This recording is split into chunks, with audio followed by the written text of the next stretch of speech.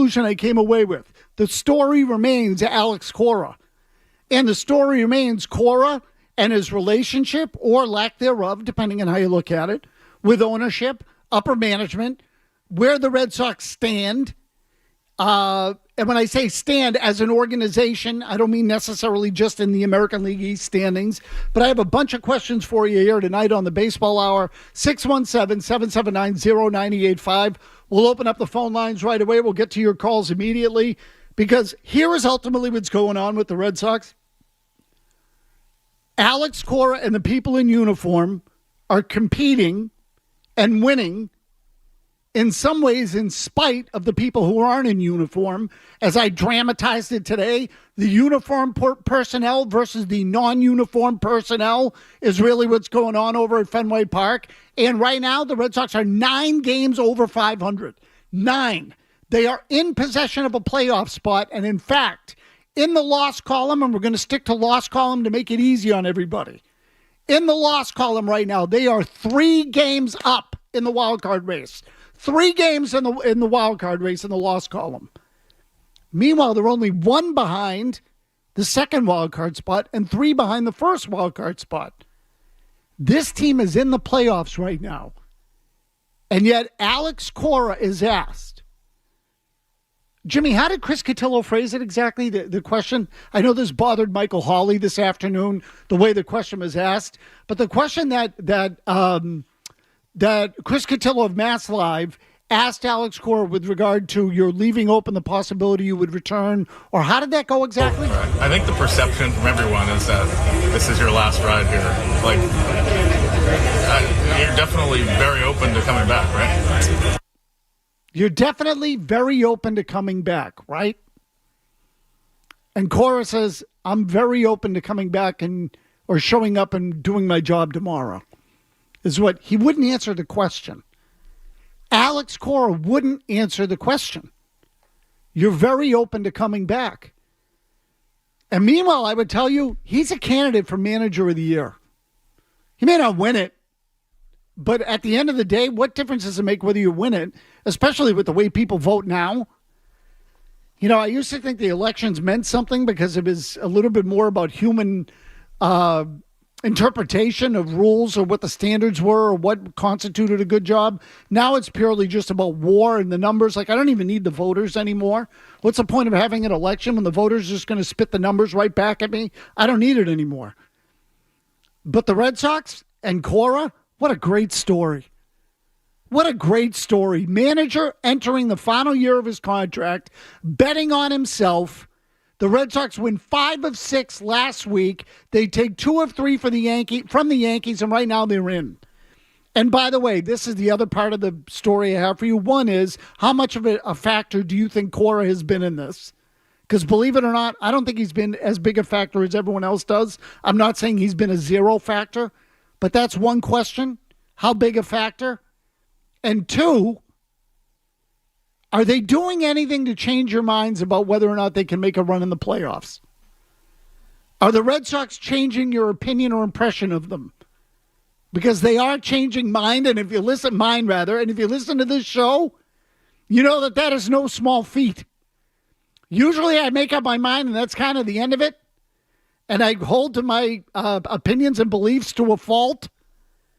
But nonetheless, I will tell you that this team is really giving us all cause to look at them and say, you know what? Maybe they got a shot. And when I say a shot, I'm not even talking about a World Series.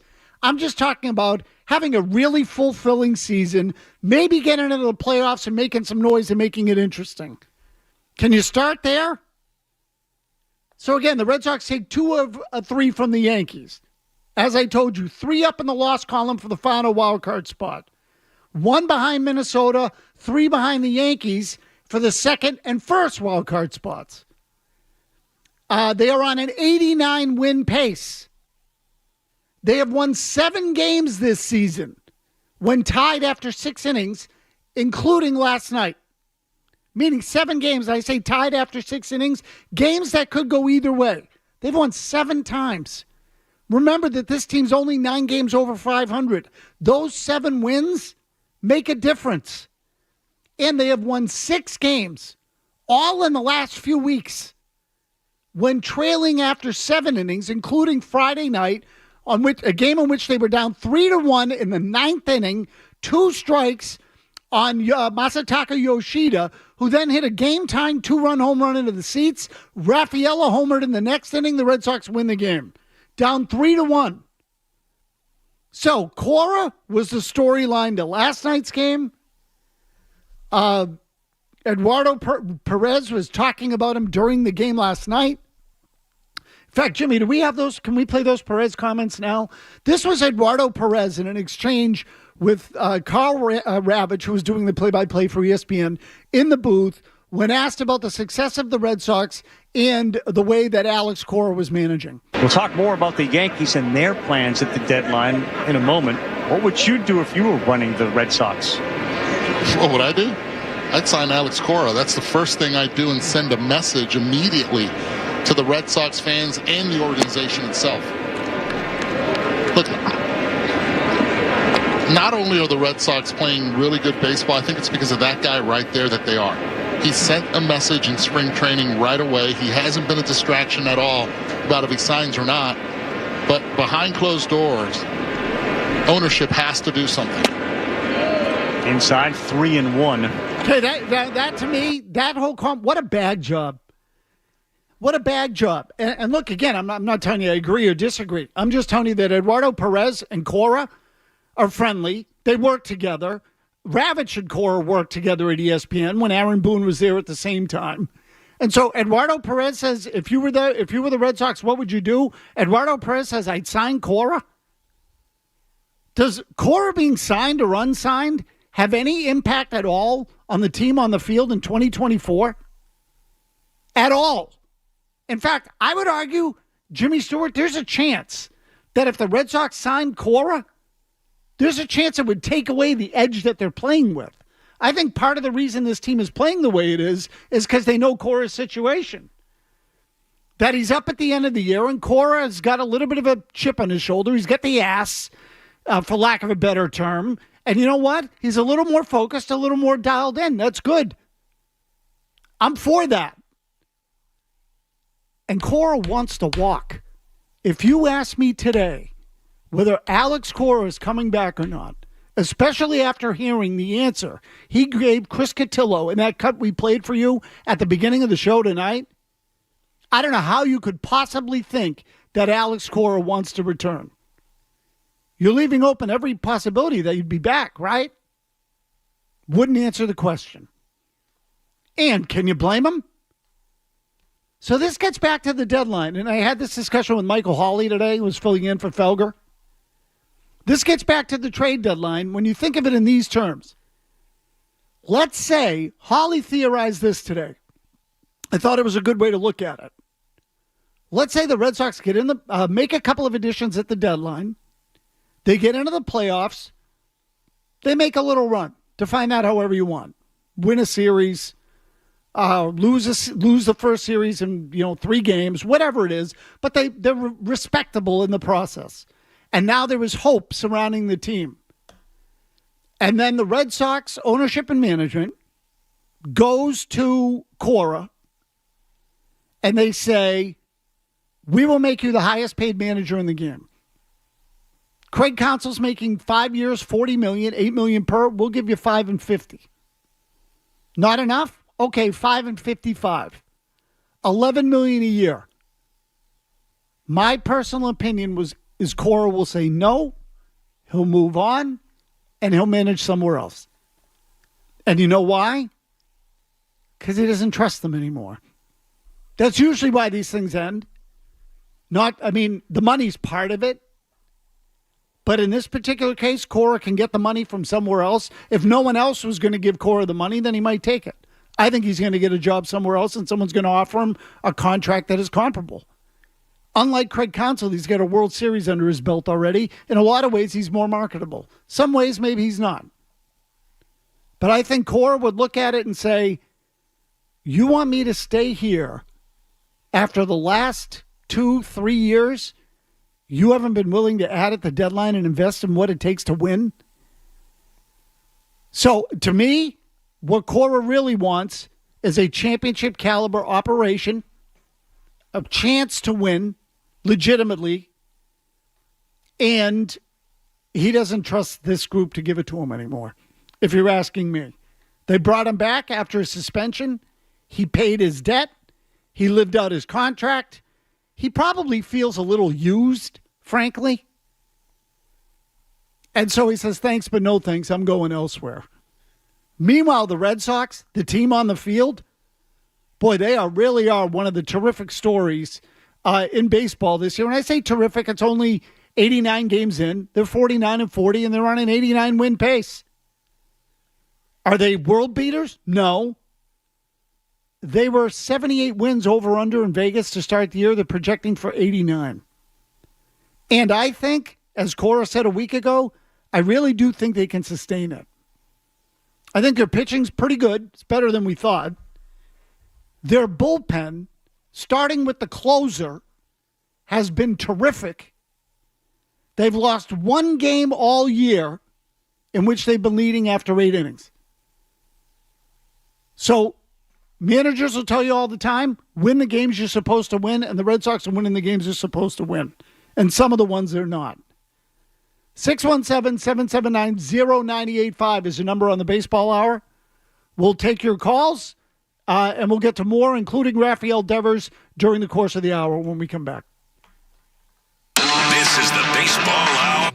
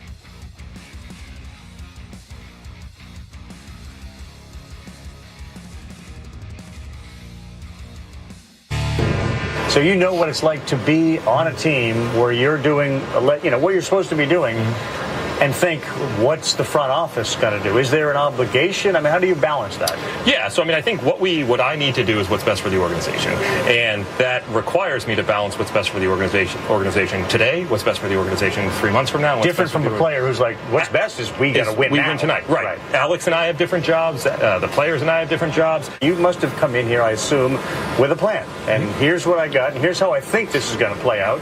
And I wasn't necessarily thinking I was going to have to do that, but I got to reconsider some things, no? Yeah, no, I learned, I think it was maybe day one, if not day one, definitely day two on the job, that plans are great, but the need to be flexible, to be agile, to be nimble, to react is generally, I think, what sets up people in this position to be successful. And so we're constantly trying to synthesize all of the information, right? We have a lot of things we can move. How are you positioned?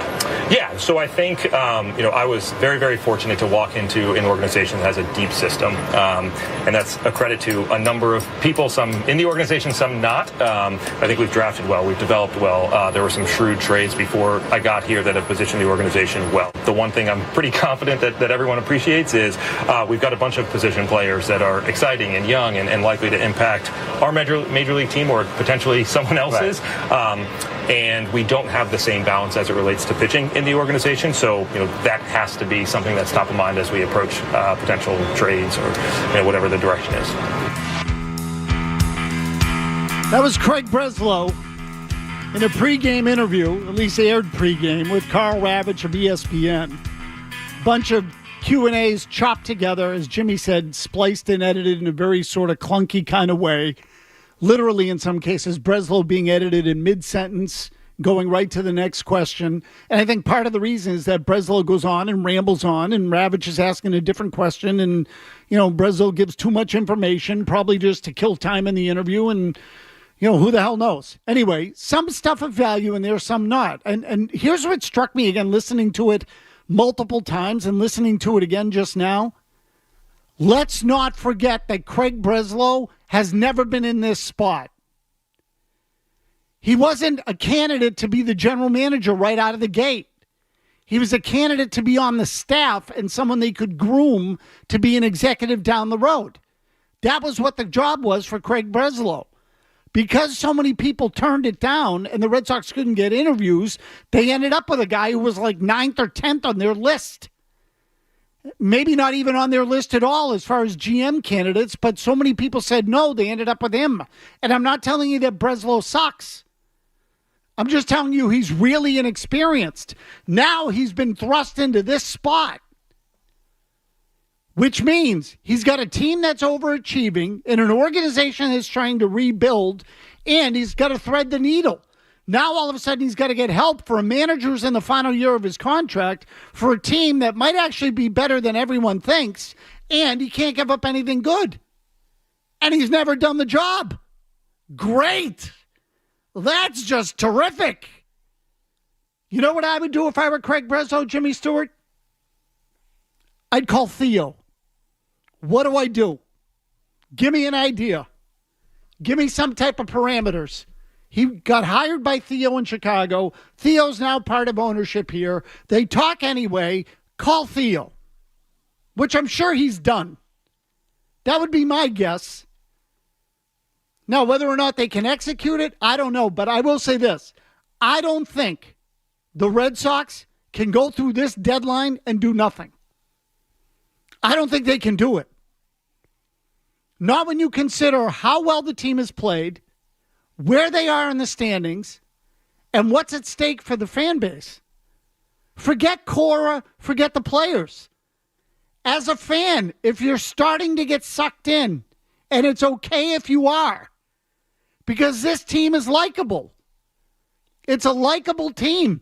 They play hard. They pull games out of their ass, and they compete. So you know what? You should like them. And this is precisely the kind of team that, what are they going to abandon this one too? At some point, ownership has got to do something for the fan base. Something. Anthony and Natick. Hey, Anthony.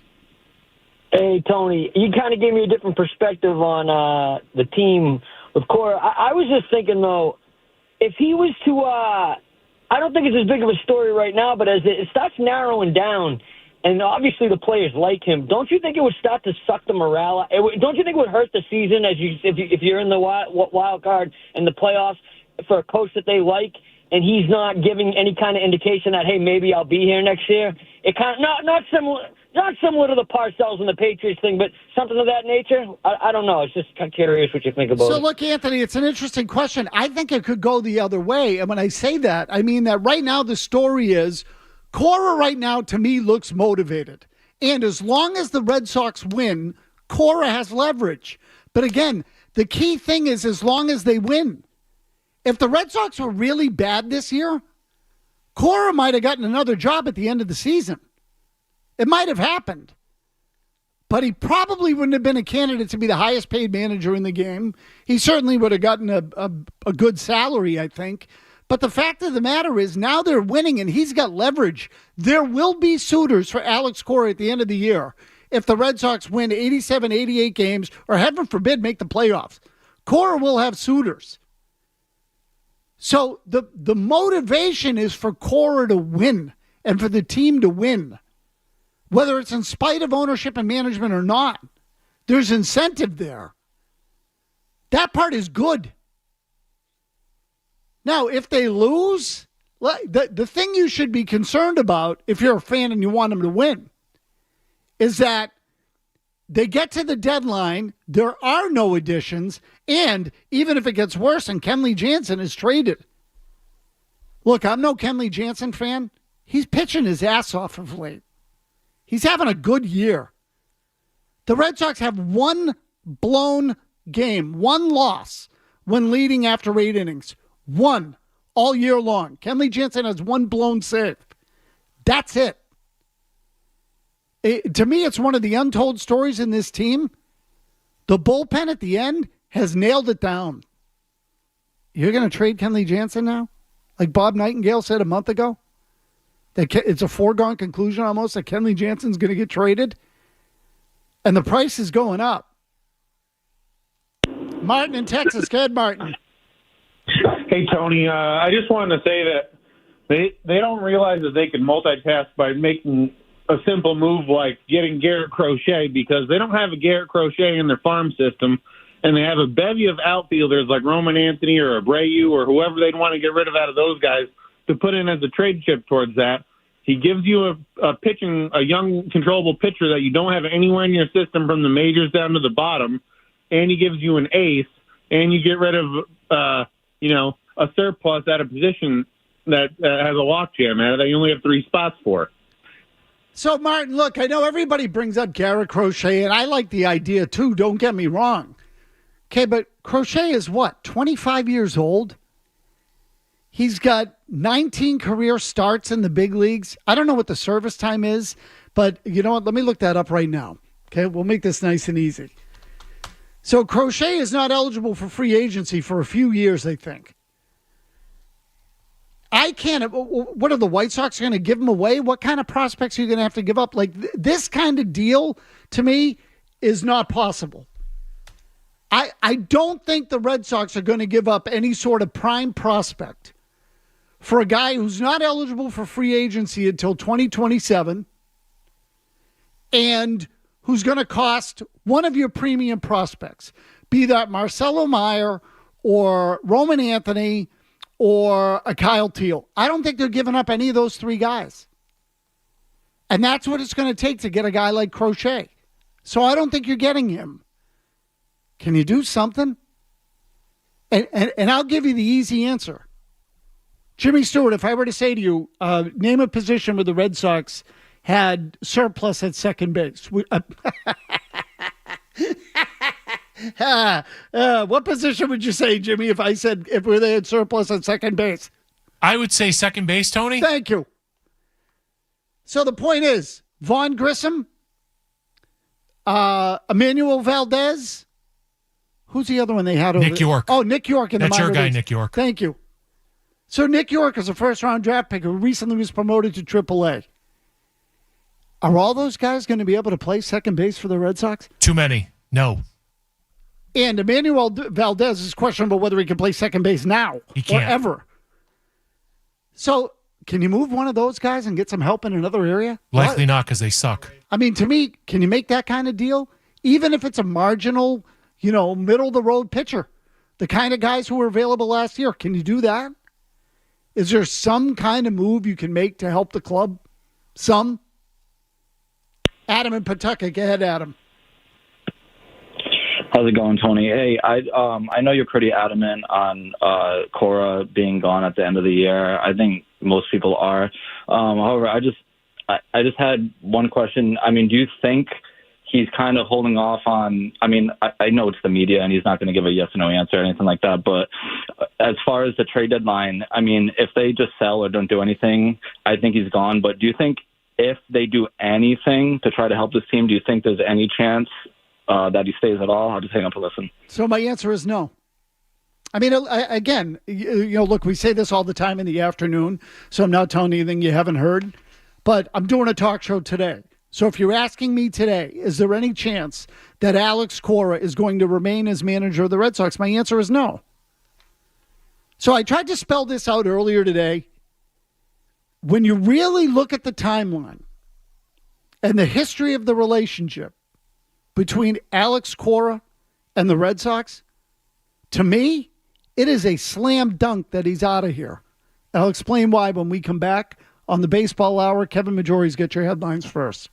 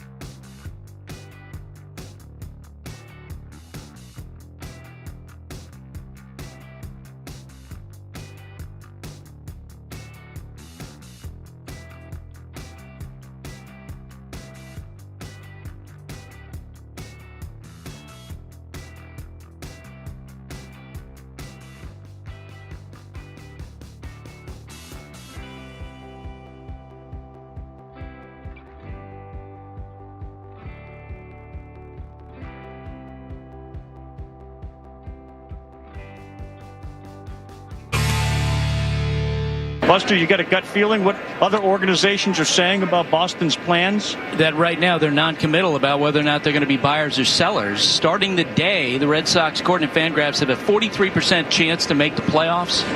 And as you know, Carl, those metrics can sometimes dictate what teams do. But to this point, the Red Sox haven't said hard that, yes, we're going to go out and be adding before the trade deadline, which is interesting because last year we saw the Rangers and Diamondbacks vault from the wild card spots into the World Series. Exactly. And it does feel like, Carl, an important trade deadline because you have a fan base that has been unhappy with the Red Sox ownership.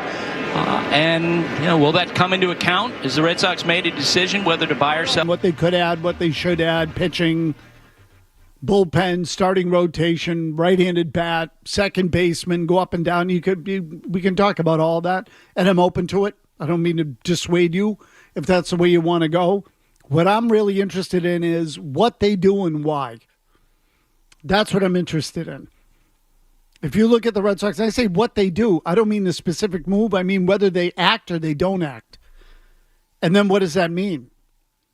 So have the Reds, again, we all know how, we feel, I should say, I don't want to speak for others, but I've told you how I feel with regard to this deadline and how the Red Sox operate. You heard Buster Olney say right there, according to Fangraphs, 43% chance of making the playoffs.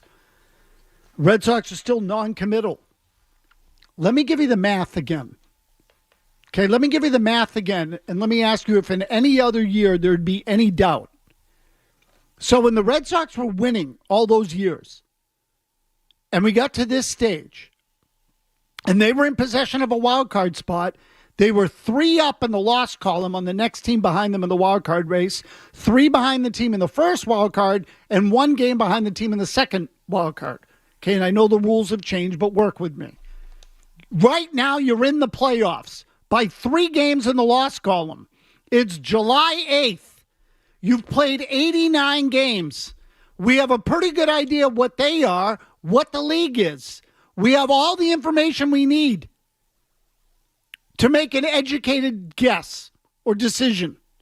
We have all that info. In other years, there would be no gray area as to what the Red Sox are going to do with the trade deadline. They would add. They would find a way to make some sort of deal. Now, the degree of the ad might be, debatable. They might go for something big. They might go for something small. God knows there were plenty of years in there where they made half-assed acquisitions at the trade deadline. I think one year they picked up Kyle Snyder or someone like that. 6'7" right-hander. Remember that? Kyle Snyder sucked. I want to say that was in 2006. One of those years they picked up Kyle Snyder, and you know what they were saying? We're not going for it this year, but we're doing something gratuitous to make it look like we're trying to add. We all saw through it, but nonetheless, it was a body. If they were to do something like that now, something that, is not what I would call a substantive move, and look at some of the guys that were picked up at last year's deadlines. Lorenzen with the Phillies. Jack Flaherty went to the Orioles. Those moves were made, and they weren't blockbusters, but they were substantive moves designed to help teams that were in contention get into the playoffs and then maybe go beyond. That's what they were designed to do. The team making the move gave something up. The Red Sox, to me, have to make that kind of move. And again, I go back to the end of that comment that Buster Olney just made. And that is, it's an antsy fan base. And I don't remember the word that Buster used in the cut that we played, but an anxious fan base. This team has overachieved. 89 win pace. They're in the playoffs right now, and you're not going to help it? You're just going to stand there and do nothing? Or worse, sell off parts? Ooh, they will never live that down. They will never live it down. Diggy and Leominster. Go ahead, Diggy. Hey, they need to add. Everyone knew this team was bad on paper, but before the season, they had a clear idea of selling. So much to their bemusement, they have to at least consider buying. It's a bad look if they're even a game or two back and they don't fortify the roster. I mean, projections said that the Astros would be good, the Rays would be good, the Blue Jays. I mean, projections are just projections. They're just expectations. They need to add. Yeah, so Diggy, this is the thing, is that in any given year, things go wrong, things go right, it can all change. Now, look, the teams at the top, I recognize that the Red Sox have a shortage of talent compared to some of the best teams in baseball. They don't have the roster that the Dodgers have, obviously. They don't have the roster that the Orioles have, obviously. But does that mean everybody should give up? Should the whole league give up? Because who has the rosters of those two teams? Nobody. Very few teams have those rosters. So what, everyone else should just pack it in? They didn't take that approach in 2013. 2013, they built a team that they thought would be competitive and representative of the market. That's a better way to put it. Representative of the market. Hardworking, plate discipline. Like, they clearly built that roster with some objectives in mind. There was no way the Red Sox expected to win the World Series that year. No way. But you know what happened? They got to the middle of the season. They realized the team was better than they thought it was, or it had anticipated. They decided to fortify the roster a little bit. They get into the postseason. They won the World Series. Now, I'm not telling you the same thing will happen because, frankly, they shouldn't have won the World Series that year. Go back and look at the 2013 American League Championship Series. Look at the totals of the Red Sox and Tigers in those 6 games. Detroit had better numbers in just about everything. And you know why the Red Sox won the series? In part because of luck, in part because they had David Ortiz, in part because the Tigers kind of choked and blew it. But the point is, things that are hard to measure, and the measurables, Detroit led the series in everything. Everything. I think they actually even scored more runs than the Red Sox in the series.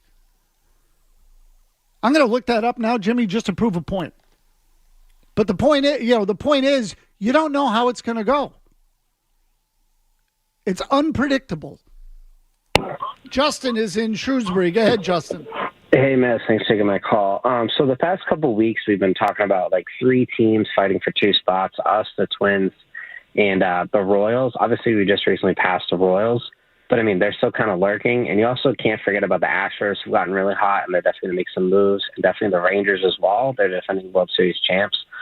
So they're going to be kind of gunning up the, the standings there, or trying to at least. So do you think that, either hurts them, right? They're like, oh, we see these other teams kind of up and coming, going to make some moves, or even, kind of lights a fire under their ass and actually, entices them to add at the deadline. So, Justin, before I let you go, what do you think? Do you think that the idea of the Astros looming, do you think that hurts the chances that ownership and management would make a move? I mean, it's tough to say. Obviously, just with them looming, they're a better team on paper, right? They're the Astros. They've been to a bunch of World Series the past 5 years, but I can't really say that now. I think it might. I don't want them to kind of just have the mindset of just kind of roll over and let them pass you. So I'd hope that they would, go and add and get guys that the Astros couldn't get. But that's kind of tough to say right now. I really honestly don't know. Yeah. So, Justin, this is the problem. This is the problem. The Astros were projected to be better than the Red Sox. As of right now, they're not. So you look at it and say, well, no, is this water seeking its level? So you should just throw your hands up and give up, or do you play it out? I would argue to play it out. I think that's what sports are.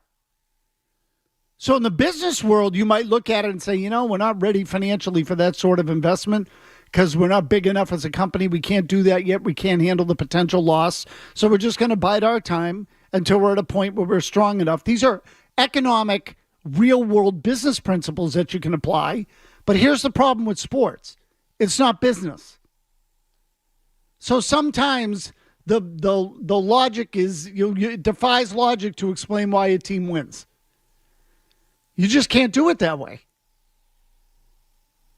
So Again, I'm looking up now the Red Sox and the Detroit Tigers in the 2013 American League Championship Series because I think this is a good indication. The Tigers were the class of the league that year. The Tigers should have won the World Series. That was Dave Dombrowski's Tigers. He built that team to win the World Series. They had Justin Verlander. They had Max Scherzer, Anibal Sanchez. In that series, the Red Sox batted .202. The Tigers hit .254. In that series, the Red Sox scored 19 runs. The Tigers scored 18. The Tigers outpitched you. Their ERA was 2.77. Yours was 3.06. Let me see if I can give you OPS. The Tigers' OPS was 659. The Red Sox was 609. So the runs scored were basically the same, but Detroit had better pitching. Detroit had better offense. The Red Sox struck out 73 times and had 39 hits in the series. 73 strikeouts, 39 hits. Detroit struck out 42 times and had 50 hits. So they made contact. They put the ball in play. They struck out less. David Ortiz in that series, if I remember right. Let me see if I can find that for you. Just to give you the exact particulars. David Ortiz in that series, 2 for 22. 091. One of the hits was a grand slam that won game 2. You follow me? The metrics, the analytics, the stats in that series, everything on them, everything among those statistics screamed Detroit. The Red Sox won the series, and they won it in 6. It didn't even get to a 7th game. How do you explain that? Just what? A small sample? But this is the point. If you get into the playoffs, it's a small sample. The hot team wins. So right now, the Red Sox, I gave you the math earlier. I'll give it to you again. Right now, the Red Sox are 3 games up in the loss column. 3 games up in the loss column for the final wild card spot.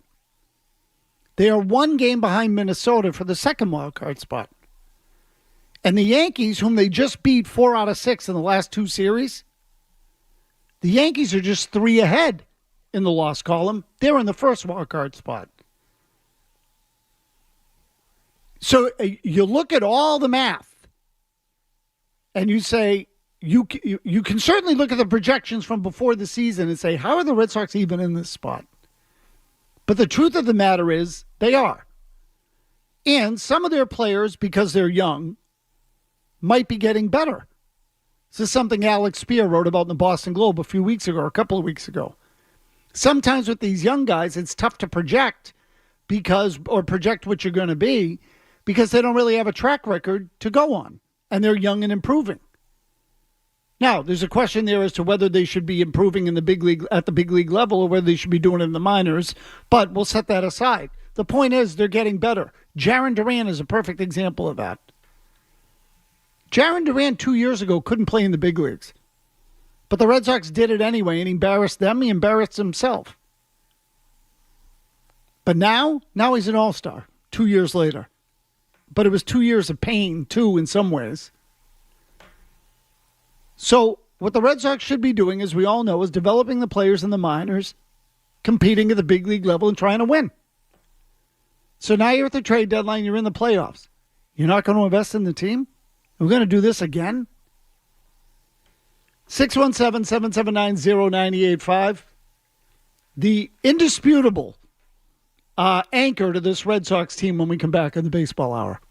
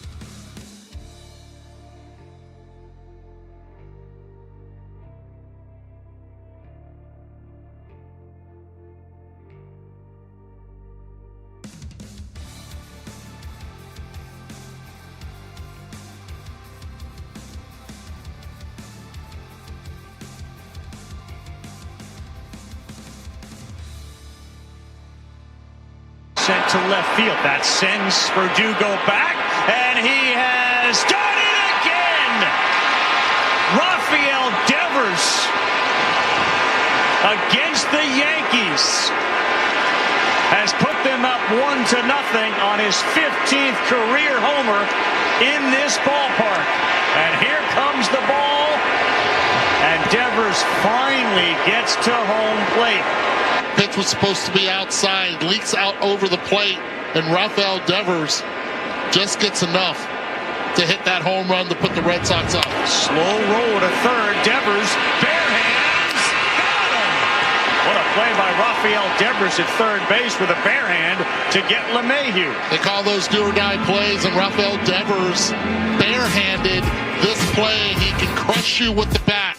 But right here, Rafael Devers, who's worked hard at his defense, does it again in the bottom of the eighth. Single and a homer for Devers, and this one is driven to center field. He's watching it. He thinks he did it again. Oh, my goodness. Rafael Devers here at Yankee Stadium, his second of the night. 16th career shot here to tie Ortiz. They pitch to him, and he makes them pay. What a shot. I mean, Rafael Devers, hats off to him. Not only has he done it with his bat twice, also defense.